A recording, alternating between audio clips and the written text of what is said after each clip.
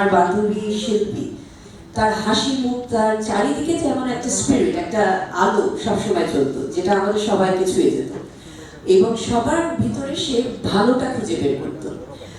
আর সেই ভালো, সেই আলোটাই কিন্তু এখন আমরা যে ছবিগুলো দেখছি, আমি জানি না আপনাদের ভিতরে সেটা আসছে কিনা, কিন্তু যখনই ছবি আঁকতো, I have no doubt that she is an amazing artist.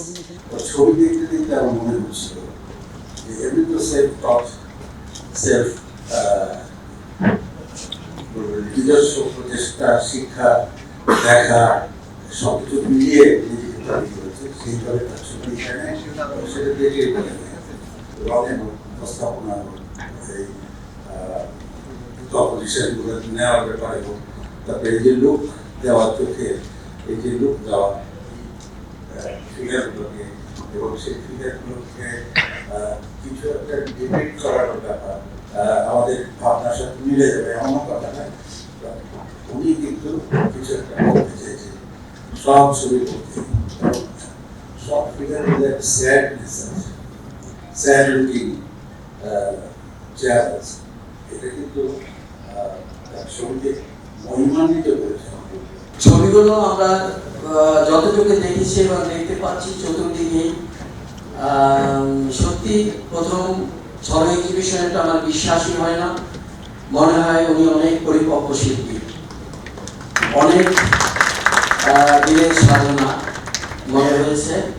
এবং সবচেয়ে বড় জিনিস আমি এতটুকুতে দেখার পরে যেটা আমার অনুভূতি, যে শিল্পী তার প্রত্যেকটি কাজেই চোখের উপর প্রাধান্য দিয়েছেন।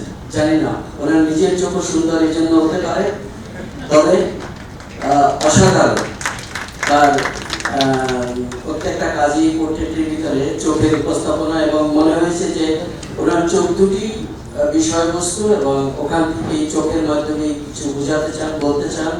নন্দন নিকুঞ্জ বনে বসে কি এক ঐশ্বরী ভাবেতে বিভোর, অনলে উষার হাসি, নয়নে অমৃত রাশি, দোদুল্য মন কি এক মহা নেশার, রং লাগালো মন, মাতালো তোমার সকল প্রাণ, তবুও আমি তাকিয়ে আছি তব মুখ পানি।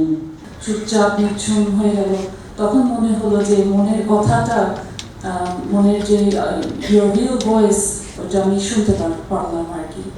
And I started practicing and learning, and it made me feel such immense joy, so good. And suddenly realized, this is what I want. This is what makes me happy.